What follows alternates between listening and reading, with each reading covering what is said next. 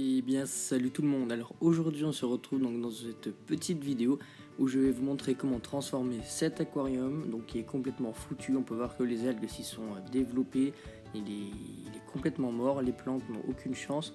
Simplement c'est un bac que j'avais laissé à l'abandon et je vais vous montrer comment le transformer en un bac entre guillemets de reproduction ou plutôt de mise à l'écart d'une femelle cyclidée qui avait des œufs dans la bouche. Donc je m'excuse par avance pour les dizaines ou une quinzaine de personnes qui avait commencé à regarder donc cette vidéo avant qu'elle bug. Tout simplement j'ai eu un bug YouTube, un bug au niveau du montage, je sais pas ce qui s'est passé. Du coup j'ai tout de suite supprimé la vidéo, donc je la retourne maintenant. Voilà, c'est pas bien grave mais je tenais quand même à m'en excuser. Donc alors l'idée ça va être tout d'abord d'enlever les plantes, de commencer à vider l'aquarium et au fur et à mesure de retirer tout le sable, tout ce qu'il pourrait y avoir dedans, tout ce qu'il y a dans le filtre, etc. pour avoir un bac complètement vide.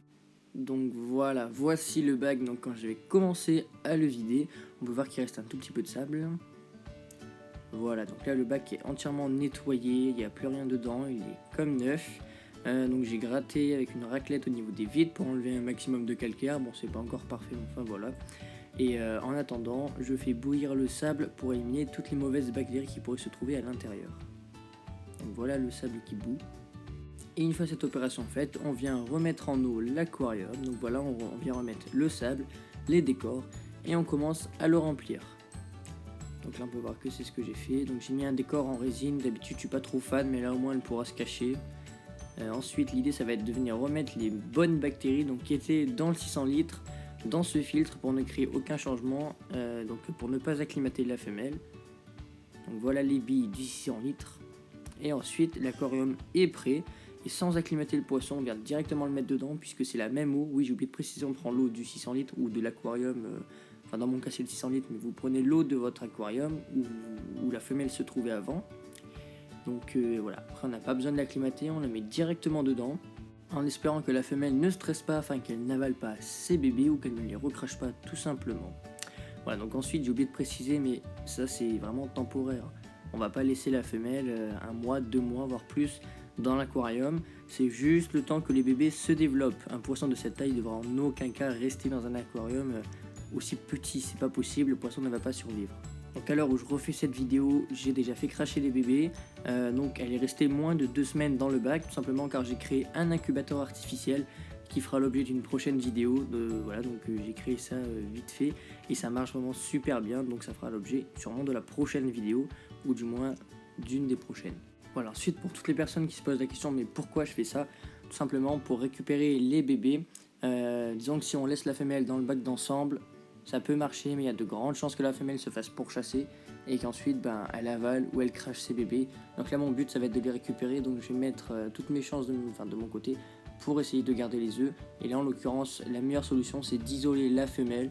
Au début je l'avais mis dans un isoloir mais je me suis dit tiens pourquoi pas prendre cet aquarium, il fait que 20 litres mais ça suffira largement pour 2 semaines. Et au final tout s'est très très bien passé, la femelle va très bien. Et à l'heure où je vous parle, je l'ai réacclimatée depuis dans le 600 litres et elle a complètement réintégré le groupe.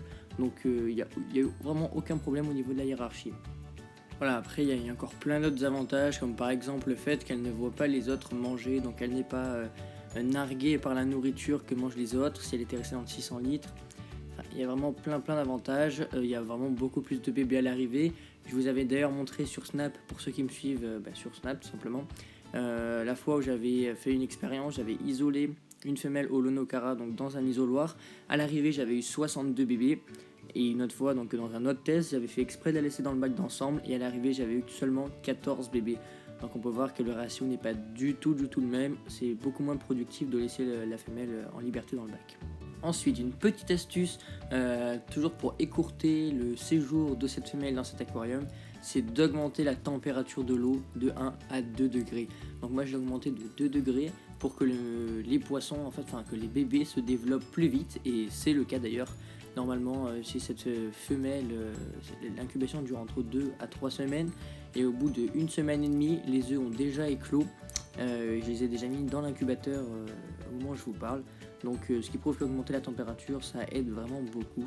Donc après bien sûr on n'oublie pas de réacclimater la femelle en la remettant dans le bac d'ensemble, sachant que les températures ne seront plus du tout les mêmes. Voilà, donc je pense avoir tout dit sur le pourquoi du comment j'ai fait cette petite opération. Donc si vous avez des questions, n'hésitez pas à nous les poser dans les commentaires ou sur Snapchat. D'ailleurs, je vous invite à nous rejoindre sur Snapchat. Donc notre pseudo c'est aquafish11. Donc voilà, on poste régulièrement des snaps de nos aquariums. On fait parfois des mini vidéos, enfin entre guillemets, c'est quand on a un petit truc à raconter, des petites astuces par-ci par-là, ou même la plupart du temps, ça va être entre guillemets des suivis d'élevage. Donc voilà, c'est assez intéressant. Donc je vous invite à nous rejoindre donc, sur Snapchat. Je le répète encore une fois, notre pseudo aquafish11. Et puis sur ce, j'espère que cette vidéo vous aura plu. Et bien moi je vous dis à la prochaine. Allez, ciao.